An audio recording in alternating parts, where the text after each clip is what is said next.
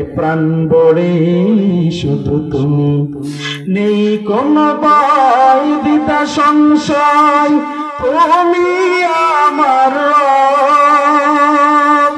আমাদের রবকে জোরে বলেন, এ মুসলমানের আওয়াজ দিয়া বলেন আমাদের রবকে।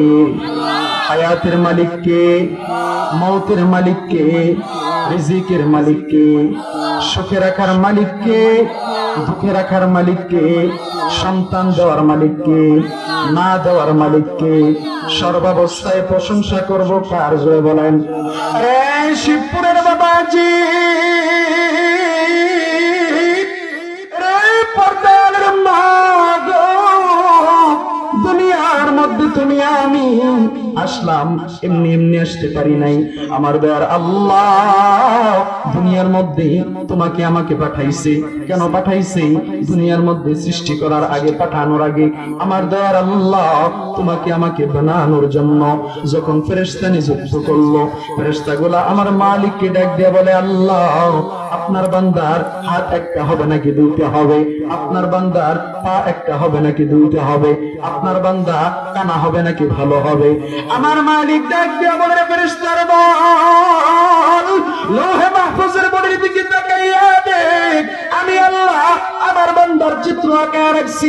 লৌহে মাহফুজের বডির দিকে তাকাইয়া ফেরেশতারা আপনার আমার হাত বানাই, আপনার আমার পা বানাই, আপনার আমার পেট বানাই, আপনার আমার পিঠ বানাই, সারা বডি ফেরেশতারা বানায় ফেলাইছে।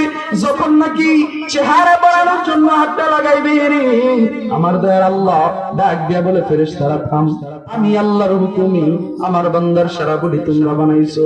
আরে ফেরেশতার দল, আমার বান্দার এত সুন্দর একটা চেহারা, এই চেহারার মধ্যে আমি আল্লাহ বিশাল দামি একটা জিনিস দান করব।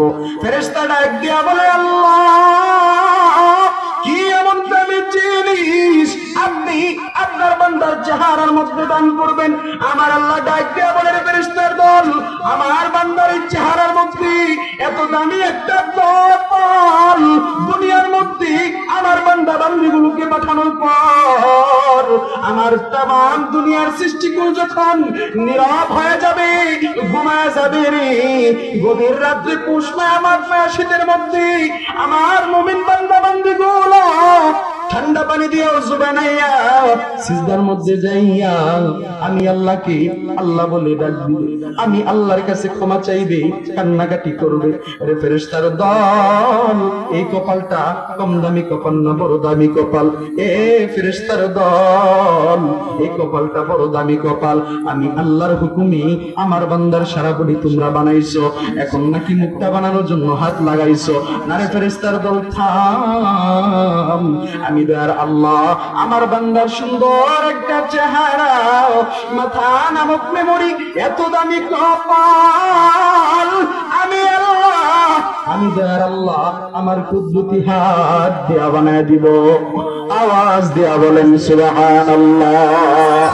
ও তোর নামে মিটে হতাশার জালা, গলেতে পরাও কালেমার মালা। আল্লাহু আকবার বলেন না। ও মধুর নামে মিটে হতাশার জালা, গলেতে পরাও কালেমার মালা। ও নামের তুলনা মিলে না, মিলে না, ও নামের তুলনা মিলে না, মিলে না, তুলনা নাই, নাই, নাই। এসো না আল্লাহর নামে গান গাই, এসো না মন প্রাণ জোড়াই, এসো না মন প্রাণ জোড়াই। আল্লাহু আকবার জোরে বলেন। আরে শিবপুর বান্দার বাবাজি, রে পদ্মারের মা, যুবক ভাই, যুবতী বোন, কিসের দুনিয়ার মাল পড়ে গেছো রে? আজকে আমার দয়ার আল্লাহ, মায়ের আল্লাহ এত আদর করে তোমাকে আমাকে বানাইলো। বান্দা তুমি কালো হও না কেন, আমার মালিকের দরবারে সবচেয়ে সুন্দর শ্রেষ্ঠ।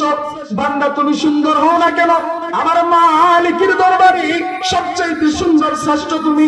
বান্দা তুমি কানা হলেও আল্লাহর কাছে শ্রেষ্ঠ সুন্দর, বান্দা তুমি ল্যাংড়া হইলেও আল্লাহর কাছে শ্রেষ্ঠ সুন্দর, হাত তোমার দুইটা থাকলেও আল্লাহর কাছে শ্রেষ্ঠ সুন্দর, হাত তোমার একটা থাকলেও আমার আল্লাহর কাছে তুমি শ্রেষ্ঠ সুন্দর।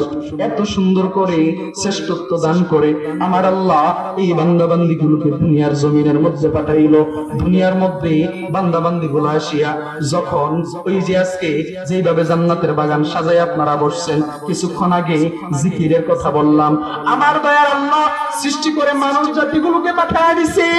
এই মানুষ জাতিগুলা যখন দুনিয়ার জমিনের মধ্যে আমার আল্লাহকে আল্লাহ বলে ডাক দেয়, মালিকের জিকির শুরু করে দেয় গো, ওই বান্দা বান্দির জিকিরের তালে তালে জমিনের যত ফেরেশতা আছে সমস্ত ফেরেশতাগুলা আল্লাহর নামের জিকির শুরু করে দেয়। সুবহানাল্লাহ বলেন।